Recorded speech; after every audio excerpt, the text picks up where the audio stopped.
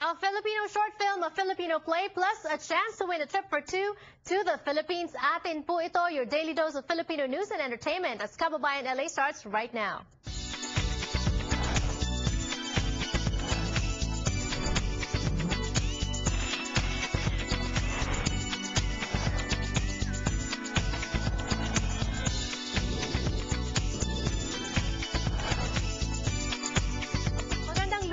Hapon mga kababayan, maikling work week po para sa atin dahil alam naman natin Thanksgiving is on Thursday para dun sa mga bagong salta po dito sa Amerika. Ganyan din ako dati, hindi ko po alam kung bakit ba sineselebrate yung Thanksgiving at ano bang sineselebrate sa Thanksgiving. We're gonna be talking about that today and all this week here on Kababayan LA. Pero ang Thanksgiving po sa Tagalog ay pasasalamat. Kaya ngayong hapon pag-uusapan din po natin ang handog pasasalamat ng balita.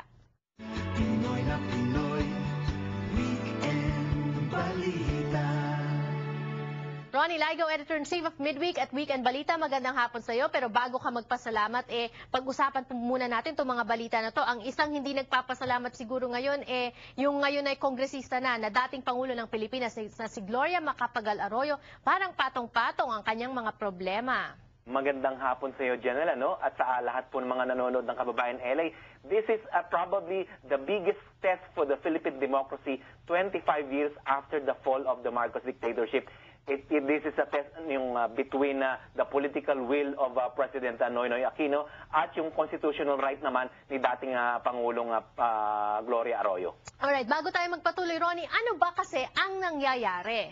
Oo, kasi nangyayari, no? Sinasabi nga itong si Presidente Gloria Arroyo na alam naman natin meron siyang health problem na gusto niya lumipad sa ibang bansa para to seek medical treatment. Nangyari ang alam naman natin na si President Noynoy Aquino through his Department of Justice Secretary si Leila Lima, De Lima, na nag-file ng criminal charges against Gloria Arroyo para hindi siya makalipad kasi nga yung Supreme Court pinayagan siya supposedly na lumipad kahit na sinasabi ng gobyerno ni Presidente Noynoy Aquino that she is a flight risk at baka nga raw hindi na bumalik ito to face criminal charges. Alright, showdown ang nangyayari dito. Sinabi ng Supreme Court na bumoto sila, was it 8-5 or 7? Something like that, na ang lahat naman ng bumoto na pumayag na siya ay palabasin, mga appointees din niya. At yun namang itong sa kaso naman ng sa side naman ng administrasyon ni Pangulong Noynoy Aquino, si Justice Secretary Leila de Lima, very standing her ground and putting down her foot na hindi niya papayagan makaalis si Gloria Macapagal-Arroyo. And what is going on is, hindi nga nakaalis si Gloria at ngayon magsasampa raw ata ng kaso ang mga abogado naman ni Arroyo. Oo, actually, gusto nilang i-lift yan, yung order na yan, at saka sinasabi ng mga lawyers ni Gloria Arroyo, wala raw motion for reconsideration man lang para malaman talaga kung may right siyang umalis sa bansa, na alam naman natin na supposedly aalis siya papunta sa Singapore. Alam mo, itong sinasabi ngayon ng mga comment ng mga tao, pagka raw sa Pilipinas, sinasabi very slow ang justice, the wheels of justice are very slow, galit ang mga taong bayan. Ito ngayon mukhang napakabilis para patawan ng charges ang dating mga Pangulo ng bansa. Galit din sila kasi masyadong pinipili yata, nagiging guinea pig si Presidente Gloria Arroyo daw, pero alam naman natin she is one big fish kung talagang siya nga ay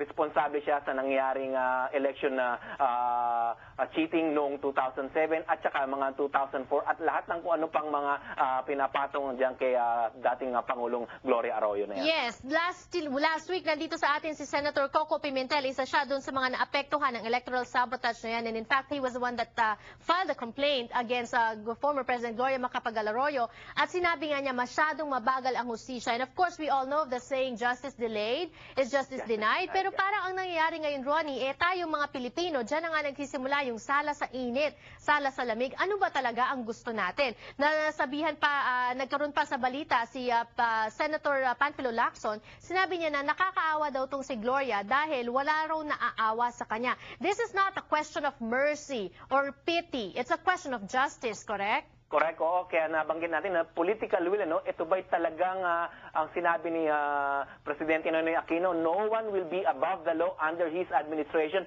Kung talagang siya ay meron siyang kinumit na mga fraud, electoral fraud, criminal yan, ano, and we will see in the next few days kung talagang papatawan siya ng criminal charges at kung ano magiging penalty sa kanya at kung talaga namang kailangan siyang umalis para magkaroon ng makakakuha siya ng medical treatment na para sa kanya. Alam naman natin ang condition niya ay mukhang grabe nga, no, sa nakikita natin. Pero ano ba talaga ang magiging resulta nito in the next few days? And malalaman natin yan. And speaking of grabe, the health secretary sa Pilipinas, isa ring doktor na tumingin kay Gloria, sinabi na hindi naman daw ganun kagrabe. Kaya, okay, sino bang nagsasabi ng totoo? Sino ba ang nagsisinungaling? Meanwhile, Ronnie, habang yan, tinitignan pa natin at tayo mga mamamayan napipilitan na suriin yung both sides. Meron na namang isang kasong sinampa dito kay Arroyo. Oo, no, related ito sa Maguindanao Massacre kasi nga daw, dating yung mga Ampatuan clan na yan, mga allies ni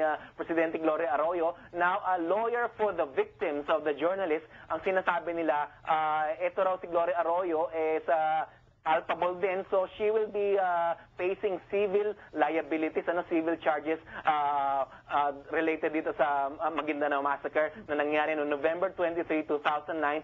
And in relation to this, Janelle, iimbitahin namin ang taong bayan dito sa Los Angeles. Magkakaroon kami ng photo exhibit November 23 dyan po sa Filipino-American Community of Los Angeles office. Dyan po sa yung FACLA, office dyan po sa Los Angeles. Makikita nyo po yung mga litrato ng mga photographers na nag-cover po noong Mindanao Massacre na yan, 32 or 33 of our colleagues, mga kasama namin sa hanapbuhay, mga journalists po ang namatay po dyan out of the 58 killed noong araw na iyan. Ang nangyari hindi lang mga civilians ang namatay, pati mga journalists, mga working journalists, mga kasama natin sa trabaho. And we can put, if we can just put the flyer up on screen once again, because it's a very beautiful and moving flyer. It really speaks to us. And that's the photo exhibit. It's going to open when, Ronnie? Oo, November 23 po, Okay. alas 3 po, at it will be the ongoing exhibit po dyan po sa FACLA for the next 2 weeks. Alright, and finally, handog pa sa salamat ng balita, Ronnie. Wala na tayong oras, kaya bilisan mo. December 1 po, dito po sa kababayan ng LA, bubunutin po namin ang mananalo po ng travel for 2 to the Philippines with hotel stay na 2 for 2 persons and 2 nights dyan po sa Pilipinas. So, good luck po sa inyo. Yung gusto pong sumali, pwede pong sumali. Just log on to our website, balita.com. Aba, Ronnie, hindi lang pala yan round trip tickets. May kasama pang hotel stay. Napakasarap naman talaga. Pagka nakita mo nagbabasa ka na ng balita, libre na yung pahayagan, meron ka pang chance na manalo pa ng libreng trip for 2 to the Philippines. Thank you so much to Balita. And guys, abangan nyo po, December 1st, dito po, bubunutin sa Kababayan LA. Ang winners, you can still join. Log on to their website for details, www.balita.com. Thank you so much, Ronnie. Maraming salamat po sa inyo. Good luck po sa inyo. That was Ronnie Ligo, Editor-in-Chief of Midweek and Weekend Balita. Magbabalik naman po tayo sa Kababayan LA. For more, don't go away.